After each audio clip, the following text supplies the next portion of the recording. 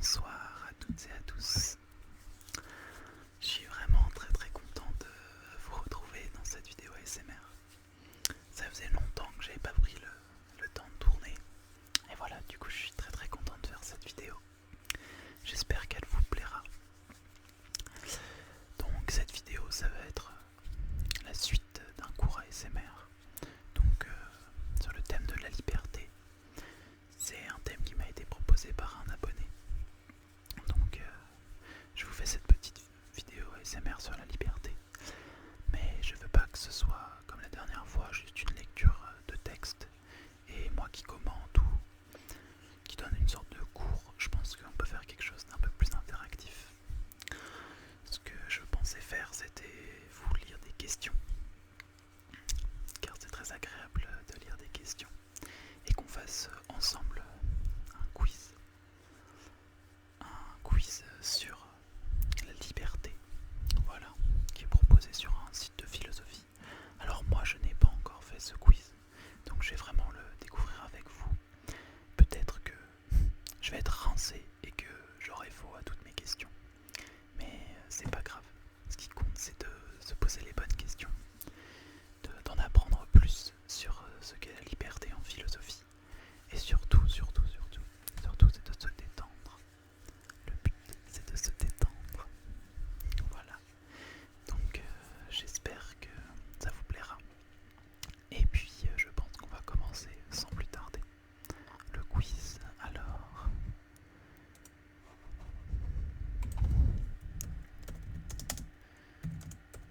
philosophie, un quiz de philosophie. Voilà, donc c'est sur le site laphilosophie.com. Philosophie. Voilà. Alors répondez aux 20 questions phares sur la liberté et consultez vos résultats en direct. Donc voilà, moi je vais pouvoir cocher, mais je vais vous lire les questions d'abord. Donc, première question. Qui a affirmé l'homme est condamné à être libre? Alors, moi j'ai un choix multiple en dessous, mais je vais pas vous le donner, comme ça sera encore plus compliqué pour vous. Et puis on verra moins mes défaillances en philosophie. Alors, même là, sans proposition, c'est assez facile cette première question. Qui a affirmé l'homme est condamné à être libre? Ça, c'est un petit peu la base d'une copie de philo. Bien sûr, c'est Jean-Paul Sartre. C'est Jean-Paul Sartre et notamment toute sa théorie de l'existentialisme qui s'appuie là-dessus. Là, je vais pouvoir commenter, j'en profite d'avoir les connaissances pour commenter un petit peu. Donc, l'existentialisme, qu'est-ce que c'est? En fait, c'est le postulat de Sartre, c'est que l'existence précède l'essence. Alors qu'est-ce que ça veut dire ces mots compliqués? Ça veut dire que, par exemple, il prend l'exemple d'un objet, je crois. L'existant, je sais pas. Ce stylo là, par exemple. Je sais même pas ce que c'est un stylo ça. Ouais, c'est un feutre. Ce feutre là, son essence, ça va être tout simplement son objectif, son essence, ça va être de pouvoir dessiner, de pouvoir écrire. Or, si on considère que l'essence précède l'existence, alors ça revient à affirmer que l'homme est juste un espèce d'être créé pour un but unique. En fait, l'homme n'est pas du tout un objet, voilà ce que tient à dire Sartre en fait, et que vu qu'il n'est pas un objet, son existence précède son essence. Voilà, je sais pas si j'ai été très clair, je vais essayer de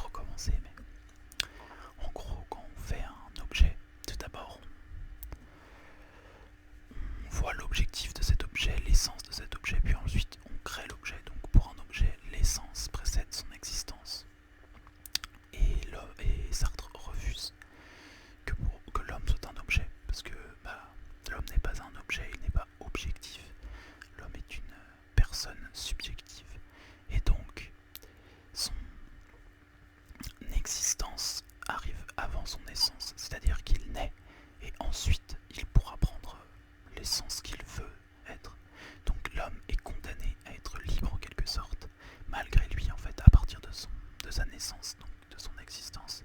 Après, il prend les sens qu'il désire. Voilà, donc ça c'est l'existentialisme de Jean-Paul Sartre. Donc les trois propositions étaient Sartre, Nietzsche ou Rousseau. Et moi je vais bien évidemment cocher Sartre si ma souris veut bien répondre.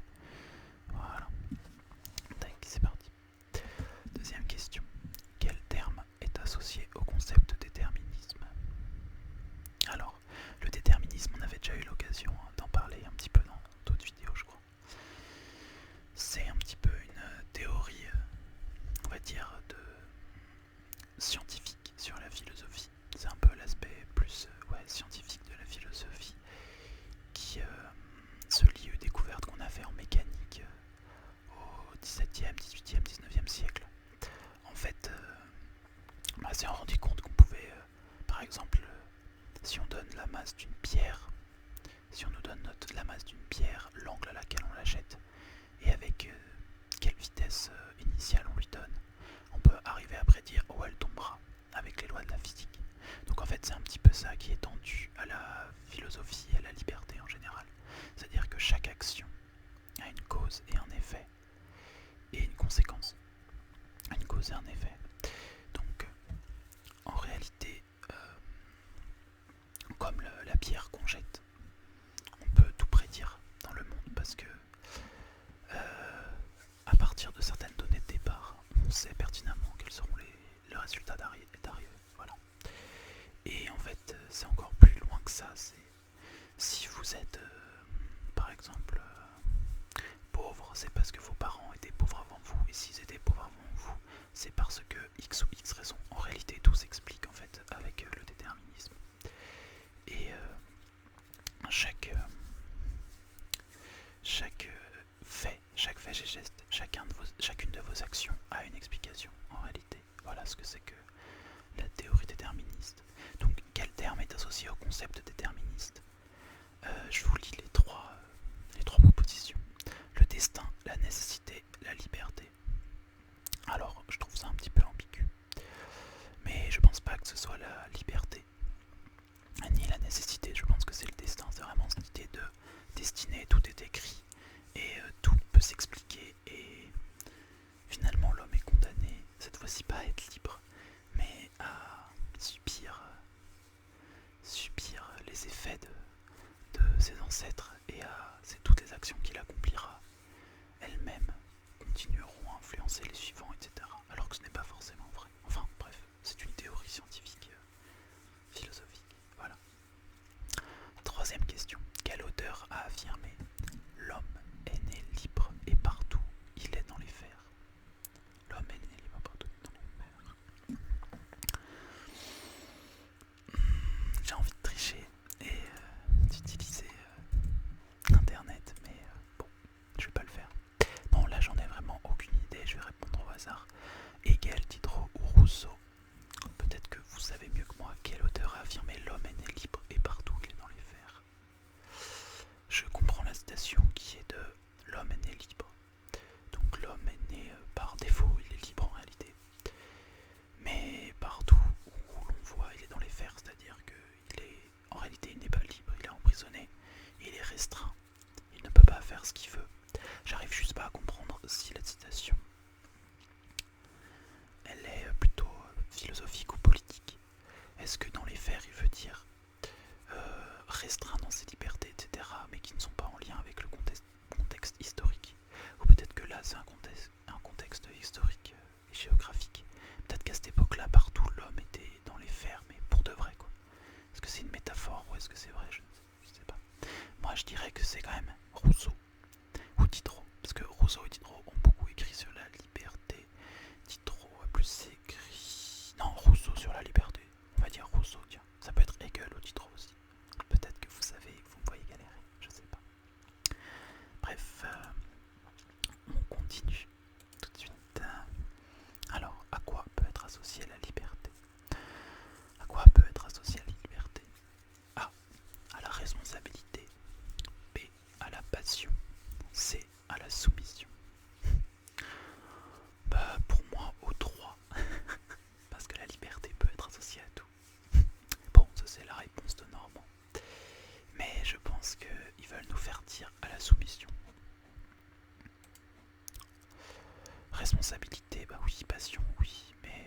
soumission plutôt. Voilà. À force de connaître un peu les rouages de ce que les gens utilisent en philosophie. Voilà. Ah. Je savais pas que j'avais un petit pinceau comme ça. J'ai même pas prévu de faire des triggers, mais si ça peut vous aider à vous détendre, alors on va en profiter. Moi ça me détend beaucoup. En ce moment, vu que j'ai fait une grande pause avec l'ASMR, je suis très très sensible à l'ASMR et aux triggers en particulier. Voilà. Bon, continuons, si vous le voulez bien. L'art de persuader est un ouvrage de Pascal Aristote Schopenhauer. Je sais pas du tout l'art de persuader. J'ai bien envie de dire Aristote parce que ça fait très vieux. Quand il faisait les deux machins, de l'art de persuader, de l'art de parler, de l'art de s'exprimer, etc. Là. Il y a une époque, Greg oui disait toujours, les titres ressemblaient à ça. Après Pascal, il aurait pas écrit ça, je pense. Schopenhauer, je connais pas du tout ce qu'il a fait, donc j'ai envie de dire Aristote, mais ça se trouve pour rigoler, parce que vous savez que je me cours. On verra ma note à la fin, de toute façon. Ça se trouve, je vais perdre toute ma crédibilité. Que signifie la phrase de Spinoza? L'homme n'est pas un empire dans un empire. Ah merde, celle-là, je sais que je l'ai analysée avant, mais je me rappelle plus exactement. Bref, on va essayer de se souvenir ensemble. Donc, que signifie la phrase de Spinoza? L'homme n'est pas un empire dans un empire. Ah, j'ai reperdu ma souris. Ah, ça y est. Alors, l'homme vit dans une tyrannie politique. L'homme est soumis à la nécessité, à l'œuvre dans la nature. L'homme est absolument libre. Alors, déjà la dernière, je pense que c'est celle qu'on va éliminer. L'homme est absolument libre. Non, c'est pas ça que ça veut dire. L'homme n'est pas un empire dans un empire. Ah, moi j'en suis même plus si sûr. Attends. L'homme n'est pas un empire dans un empire. Je pense que c'est l'homme est soumis à la nécessité, à l'œuvre dans la nature. À l'œuvre de la nature. Je sais pas, ils sont peut-être plantés sur cette phrase. Je comprends pas cette phrase. L'homme est soumis à la nécessité, à l'œuvre dans la nature.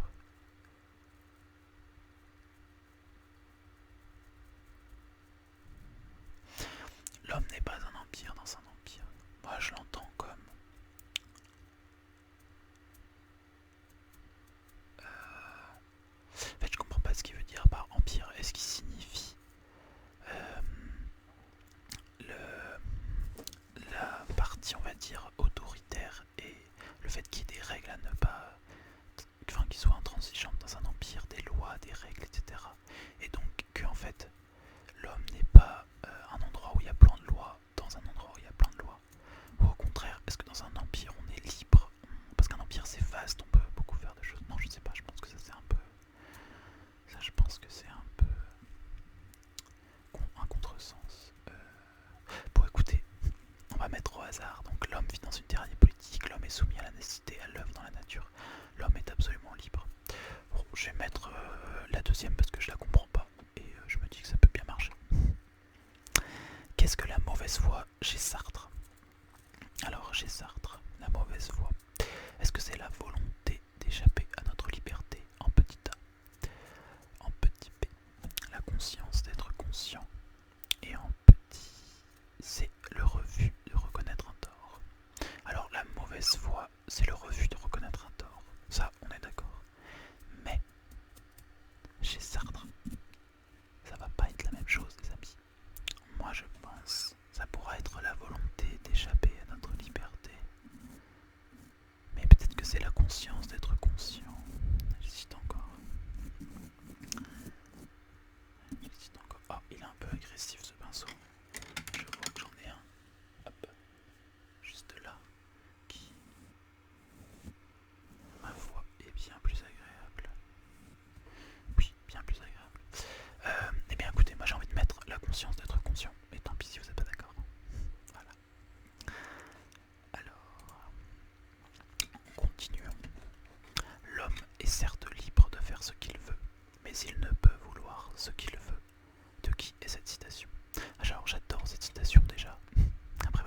se rappeler de qui c'est. Alors l'homme est certes libre de faire ce qu'il veut, mais il ne peut vouloir ce qu'il veut. Bon, ça c'est vraiment intéressant parce que ça met le doigt sur la chose qui fâche. Peut-être que nous pouvons faire ce qu'il veut, peut-être. Déjà ça c'est même pas sûr. Mais est-ce qu'on veut ce qu'on veut? Est-ce qu'on est libre de vouloir ce qu'on désire? Ça c'est une toute autre histoire. Est-ce que ça c'est pas déterminé par notre classe sociale? Est-ce que c'est pas déterminé par nos relations avec nos amis, les influences qu'ils sont sur nous? Un petit peu si, au fond tout le monde s'en doute. Mais est-ce que c'est que ça? Ou est-ce qu'au fond nous comme personne nous avons une originalité, une singularité qui nous est propre? Ça je ne sais pas. Voilà. Donc qui a dit ça? Est-ce que c'est Schopenhauer? Petit A. Petit B. Est-ce que c'est Sartre? Petit C. Est-ce que c'est Rousseau? Je n'en ai aucune idée. Sartre ça fait beaucoup. Rousseau on a déjà mis tout à l'heure. Ça peut être Schopenhauer. Mais je vais mettre Rousseau. Ah c'est peut-être Schopenhauer quand même. Ça fait un peu désir. Un peu. Schopenhauer, vous allez voir que je vais avoir 5 sur 20. On va rigoler. Spinoza refuse le libre arbitre. Oh, j'ai oublié ça. Je sais que Spinoza il fait un test avec. Il y a l'histoire de l'âne. Je crois que c'est Spinoza qui a écrit sur cet âne qu'on mettrait à égale distance. Ah oui c'est ça. Non je pense que j'ai ma réponse. En gros je crois qu'il y a un texte comme ça où il met. Imaginez un âne qui a aussi soif et aussi autant faim que soif. Genre, on va dire, il a, allez, 3 unités de faim, 3 unités de soif. Et tu le mets à 10 mètres d'un bac d'eau et à 10 mètres de la nourriture à équidistance. Un peu comme s'il était au milieu d'un segment. À B, ou en A, t'aurais de l'eau. En B, t'aurais de la nourriture. Et au point C, qui est le milieu du segment AB, tu mets cet âne qui a autant faim que soif. Eh bien, pour Spinoza, l'âne, il ne saurait pas décider. Et il se laisserait mourir au milieu. En fait, non, ça prouve juste qu'il y a forcément un libre arbitre. Et donc, je pense que Spinoza ne réfute pas le libre arbitre. Ah, mais peut-être. Alors, je sais pas qui réfute le libre. Ah non, peut-être que Spinoza réfute le libre arbitre et que cette nouvelle que je viens de vous dire est pas du tout de Spinoza. Spinoza, pour moi, elle est déterministe, donc il doit réfuter le libre arbitre. Allez, on met vrai. Et on verra le score pourri qu'on aura à la fin. Le score pourri. Ah, pourri. Le score pourri, c'est un petit peu déclencheur. Le score pourri, pourri, pourri. Le score pourri. Le score pourri. Le score pourri, pourri, pourri, pourri, pourri, pourri. Alors, qui a dit? Je ne suis pas d'accord avec ce que vous dites, mais je me battrai pour que vous ayez le droit de le dire. Et ça, bien évidemment, sans même lire. Je crois que c'est Voltaire qui l'a dit. Et on va lire les propositions. Petit A, Voltaire. Petit B, Nietzsche. Petit C, Kierkegaard. Je sais même pas Kierkegaard. Oh, honte à moi, je n'arrive pas à prononcer son nom et je crois que je ne le connais pas. Alors, qui a dit? Je ne suis pas d'accord avec ce que vous dites, mais je me battrai pour que vous ayez le droit de le dire. Eh bien, je crois que c'est Voltaire. Voilà. Caprice et volonté sont-ils des termes synonymes?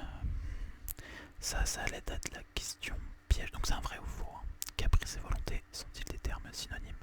Moi j'ai l'impression que c'est un énorme piège pour qu'on dise faux, alors que c'est absolument vrai, parce qu'en ancien français peut-être que caprice a ce sens un peu de volonté, ou qu'inversement volonté a le sens de caprice. Mais je vais quand même dire faux.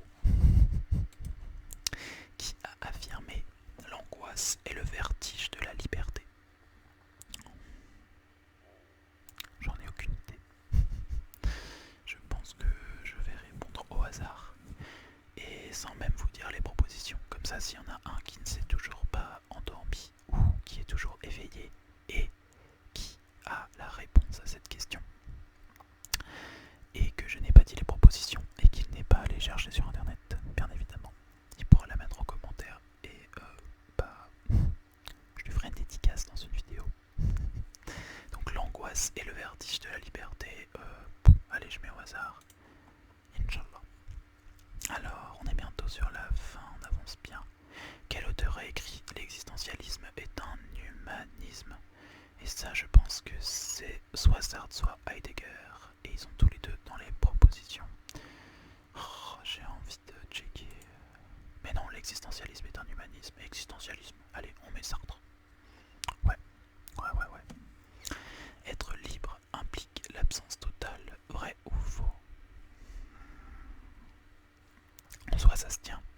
Ça se tient parce que l'absence totale, c'est justement ce qui permet de réfuter la théorie déterministe. Ah. Sauf que, et ben j'en ai aucune idée parce que dans la réalité, ça se présente jamais l'absence d'obstacle. L'absence d'obstacle, j'ai dit quoi? L'absence totale? Non, l'absence d'obstacle. Être libre implique l'absence d'obstacle. Ah mais non, pardon. Bah non, bien évidemment. Être libre implique l'absence d'obstacle. Eh ben c'est faux. C'est pas parce que vous n'avez pas d'obstacle que vous êtes libre. Ah, et ouais. Ça c'est vrai. Je pense que c'est faux. Ça c'est vrai, je pense que c'est faux. Fin de citation. Trouver la problématique la plus juste pour le sujet suivant. Peut-on prouver la liberté? Alors, la problématique la plus juste, petit a. Qu'est-ce que la liberté? Petit b. La liberté est-elle un concept ou bien s'éprouve-t-elle? Petit c. Peut-on nier la liberté? Alors, oh là là. Peut-on prouver la liberté? Déjà, qu'est-ce que c'est que ce sujet? Peut-on prouver la liberté? Prouver, qu'est-ce que ça veut dire? Déjà, peut-on, donc on est sur la possibilité. Donc on est, voilà, indéfini comme pronom. Prouver, c'est de l'ordre de la démonstration. De la démonstration, sauf qu'avec un sujet comme la liberté, c'est complexe. Alors, qu'est-ce que la liberté? Je pense que c'est trop vague. Je pense que c'est vraiment trop vague et c'est limite l'introduction un petit peu de notre copie. Si la thématique serait peut-on prouver la liberté? Tout d'abord, on s'interroge sur les mots du sujet en introduction. Et donc on parlerait du pouvoir, de l'histoire de preuve et de l'histoire de liberté. Donc qu'est-ce que la liberté? C'est beaucoup trop vague et je pense que c'est l'introduction. La liberté est-elle un concept ou bien s'éprouve-t-elle? Ça, je pense que c'est presque une partie pour moi. Et peut-on nier la liberté? Peut-on nier la liberté? C'est intéressant parce que on est sur l'essence de la liberté et sur une... Ah, nier la liberté. Peut-on prouver la liberté? Je vais mettre la liberté est-elle un concept ou bien s'éprouve-t-elle? Voilà, peut-être que c'était l'autre, mais voilà, là je pense que c'est plus personnel. Ils vont peut-être mettre une mauvaise réponse, j'aurais peut-être un truc rouge, mais je pense que c'est personnel à ce niveau-là. La liberté politique s'oppose à la liberté naturelle. Alors la liberté politique, liberté naturelle, en fait elle s'oppose pas nécessairement. Moi c'est pour ça qu'il y aurait marqué nécessairement dans la consigne, j'aurais mis faux. C'est un peu vrai que des fois elles peuvent s'opposer, mais je vais quand même mettre faux parce que c'est pas nécessairement. Voilà. Alors complétez cette phrase de Montesquieu. La liberté est le droit de faire tout ce que les permettent.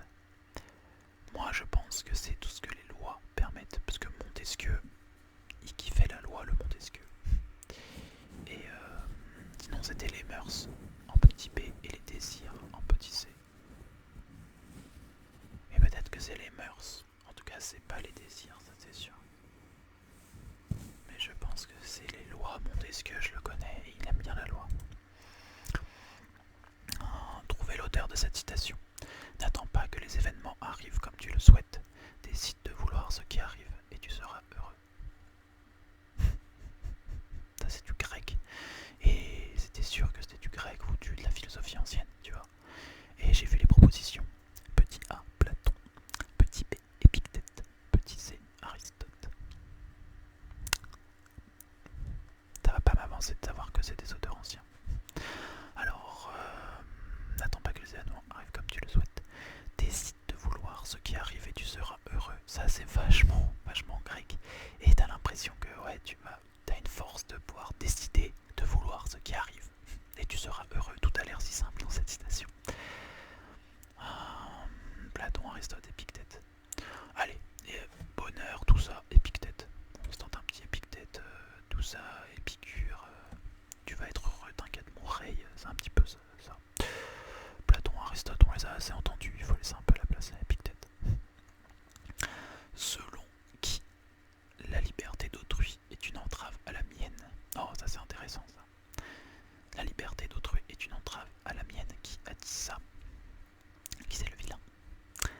Sartre, Lévinas ou Jean Kelevitch. Et moi je pense que c'est Lévinas. Lévinas ou Jean Kelevitch. Lévinas je dirais. Lévinas. C'est assez récent tous ces auteurs-là. Enfin plus récent que Aristote, Platon et Épictète quoi. Et dernière question, je stresse un peu. Pour qui la passion de l'égalité est-elle plus forte que la passion de la liberté? Ah, alors là, Rousseau, Tocqueville ou Voltaire? J'enlève Tocqueville. Rousseau, son bail, c'était quand même beaucoup l'égalité. Et Voltaire, c'était beaucoup la liberté, je crois. Je vais dire Rousseau.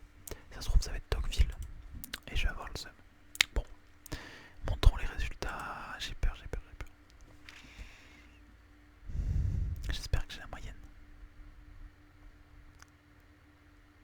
Oh, j'ai la moyenne. Oh, pardon, j'ai fait beaucoup de fautes. J'ai fait 9 fautes. Votre score est de 11 sur 20. Bon, bah, moi qui ai eu 20 au philo, bac 11 sur 20, je suis pas très content.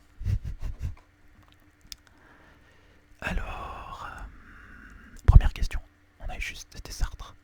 Quel terme est associé au concept déterminisme? Oh, j'ai eu faux, c'est pas le destin, c'est la nécessité. Mais oui. Après, ça va. Genre, le terme associé au concept déterminisme, le destin, ça pourrait marcher aussi. La mauvaise foi, vous la sentez. Donc c'était la nécessité. L'homme est né libre et partout, il est dans les fers. Ça j'avais juste c'est Rousseau. Alors la liberté peut être associée à la responsabilité, oui. C'était faux en fait, j'ai mis la soumission, la responsabilité. Mais ouais, mais j'ai hésité entre ces deux-là. Ouais, bah, pour moi la question est un peu bizarre déjà. Encore la mauvaise foi. L'art de persuader est un ouvrage de Aristote. Et non, c'était Pascal. Et bah j'avais clairement dit que c'était pas lui, et c'était lui. Que signifie la phrase de Spinoza? L'homme n'est pas un empire dans un empire. C'est bien ce que je disais, l'homme est soumis à la nécessité, à l'œuvre dans la nature. Qu'est-ce que la mauvaise voie chez Sartre? La volonté d'échapper à notre liberté. Ok, je me suis planté. J'ai mis la conscience d'être conscient. L'homme est certes libre de faire ce qu'il veut, mais il ne peut vouloir ce qu'il veut. De qui est cette citation? C'était bien Schopenhauer, j'avais raison. Spinoza réfute le libre arbitre. C'était vrai, là je suis trop content. Parce que j'ai mis un peu de temps à la trouver et je suis content parce que c'était logique ce que j'ai mis. Qui a dit? Je ne suis pas d'accord avec ce que vous dites, mais je me battrai pour que vous ayez le droit de le dire. C'était Voltaire, j'avais bien raison. Caprice et volonté sont-ils des termes synonymes? J'ai mis faux et c'était vrai, voilà. Je vous l'avais dit, j'ai mis faux parce que je voulais mettre faux. Pour moi, c'était pas la même chose, mais c'était sûr que dans un bail de vieux, de français, de philo et tout, ça allait être vrai. C'était vraiment une question piège. Qui a affirmé l'angoisse et le vertige de la liberté? J'ai mis Leibniz et c'était Kierkegaard que je ne connais pas malheureusement. Quel auteur a écrit l'existentialisme et dans l'humanisme? C'est Sartre. Être libre implique l'absence totale d'obstacles, c'est faux. Donc les deux dernières, j'ai eu raison. Voilà. Trouver la problématique la plus juste. J'ai trouvé la problématique la plus juste, je suis assez content. La liberté politique s'oppose-t-elle à la liberté naturelle? J'ai mis faux. Et c'est vrai. Donc là, il va falloir que j'aille relire exactement les différences entre liberté politique et liberté naturelle. Ça va m'aider, je pense. Compléter cette phrase de Montesquieu. La liberté est le droit de faire tout ce que les lois permettent. Donc j'avais raison. Trouver l'auteur de cette citation. N'attends pas que les événements arrivent comme tu le souhaites, décide de ce qui arrive et tu seras heureux. C'était bien. Épictète sur le désir, etc. Donc je suis très content. Selon qui la liberté d'autrui est-elle une entrave à la mienne? Est une entrave à la mienne? Eh bien c'était Lévinas. Ah, c'était pas Lévinas, c'était Sartre. Et c'était Sartre tout le long, j'ai l'impression. Et pour qui la passion de l'égalité est-elle plus forte que la passion de la liberté? J'ai dit, oh ça devrait être soit Rousseau, soit Voltaire, tout ça. C'était Tocqueville. Voilà. Donc écoutez, ce test est fini. Je suis très content de l'avoir fait avec vous. J'espère que la vidéo vous aura détendu. Et on se retrouve très bientôt dans une prochaine vidéo. Elle a été assez longue,